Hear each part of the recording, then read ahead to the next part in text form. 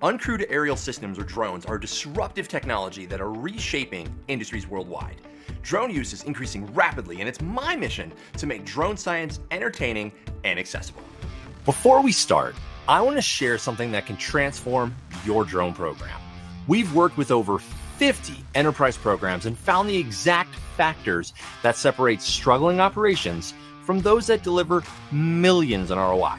We've put these insights into our free Enterprise Drone Program Maturity Assessment. It's a $2,500 value. It's designed to show you your program's maturity stage, reveal your top 3 quick wins, and give you a roadmap for growth. Don't miss out on this free opportunity. The link is in the description.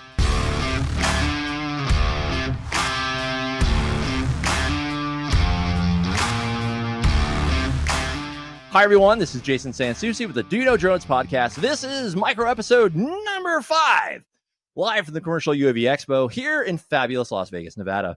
I am here with a visionary in the AI space that has been really critically impacting critical infrastructure inspections, especially electric utilities, for how long now? 8 years. 8 years. That is impressive. We have the co-founder and CEO of Buzz Solutions, Kaitlyn Albertoli. Kaitlyn, welcome to the show. Intro. Thank you so much. I'm excited to be here. This is going to be hopefully one of the best 10 minutes that you have here. Good. I can't wait. Okay, I'm looking forward to this. I loved your keynote. I thought I was fantastic. I love what you and TF were talking about, and I'm like, look, I had questions. Okay. But today I have one question. Are you ready? I'm ready. Okay. I hope. I want you to really think about this. I know you're going to have a great answer. What is something that the drone industry is getting wrong? Ooh, that's a good question. The drone industry is doing a lot of things right. But I talked about this a little bit in my keynote.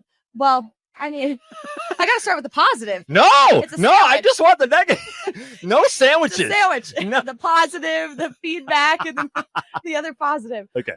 No, I mean, the drone industry is doing a lot right. I mean, I said it this morning, but the speed of which the drone industry has been scaling is incredible, especially in utilities. When we launched Buzz about 8 years ago, we never thought that we would be where we are today with BVLOS, with long-range inspections, with millions of images that utilities are collecting per year. But the number one thing I see is utilities aren't thinking about the outcome enough. They're not thinking about what they need to be doing with the data. How can they be making the most of the data? And I ran out of time. I didn't get to give this example this morning, but there's about a utility we're working with who's collecting 100,000 images a month, and they just are starting to think about, what do we do with it?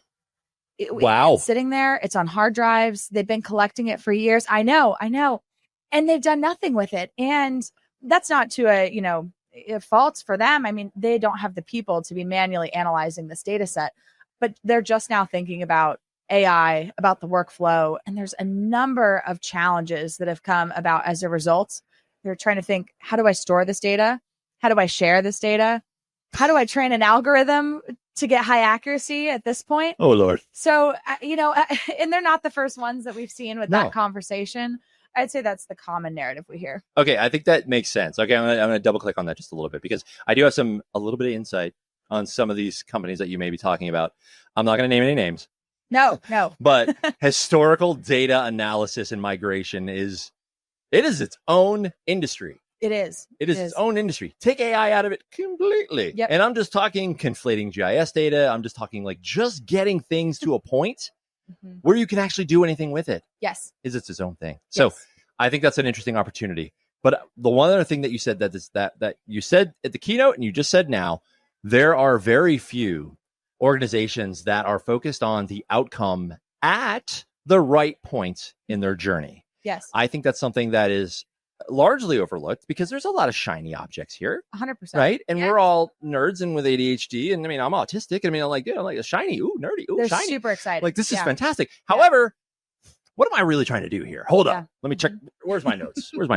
And like, that is crucially important because we're at a point in our industry that if we would have been the same spot 15 years ago, there would have been companies, massive venture-backed companies that said, hey, it's going to take 6 months to get BVLOS. Okay, we're 15 years later. Yeah. That they would have been probably pretty successful. So we're getting a second chance today. 100%. Which is amazing because a lot of industries don't get that. So we're at an interesting point. And I think you covered it very well during your keynote this morning. So thank you. And I think your answer to the things we still struggle with, extremely valid. And I think that's something that we just need to take to the industry, take it to heart. And we need to, so part of what I do now is I want to make sure that people are answering the right questions at the right time in their journey. Sure. Because a lot of them will be like, man, I need to answer this question now. And you're like, do you? Right. Maybe not right now. Right. Maybe you don't need SOC 3 compliant, blah, blah, blah, when you don't even know what you're actually trying to do. Yeah. There's a lot of people that get blinded by that because they have a lot of different either cooks in the kitchen, or they have a lot of different influences. Like IT is a strong influence. Sure. Cyber is a strong influence.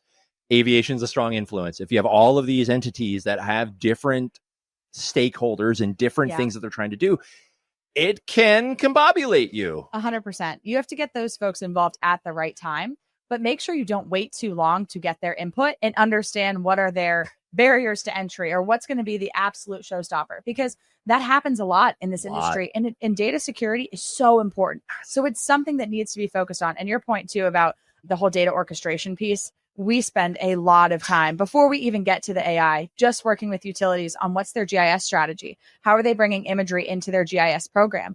When you start to launch an autonomous drone program, is your GIS database up to date? And oftentimes it's not. And that's okay, because they've been manually updating the GIS database. But using drones to be able to true up your location of all your assets is a huge win and a huge automation that we oftentimes are helping provide for utilities. And so we say, let's start there. But even as I was saying this morning, quick wins. I think that is a quick win for a lot of folks. And before you even get to the, hey, let's analyze all of your data with AI, that's kind of an art of the possible for some folks. And that's okay that that's an art of the possible. Let's start with what you need to solve right now, and we'll meet you where you're at today. Amazingly insightful answer. Kaitlyn, like I said, micro podcast. I love it. One question. You nailed it. I think it was a great balance of slight controversy with a glimmer of hope. Oh, good. So I love that. No, that's amazing. Thank you so much for joining me on the show. Thank you. The Do You Know Drones podcast, live from Las Vegas, Nevada, Commercial UAV Expo. We'll catch you on the next episode. Bye now.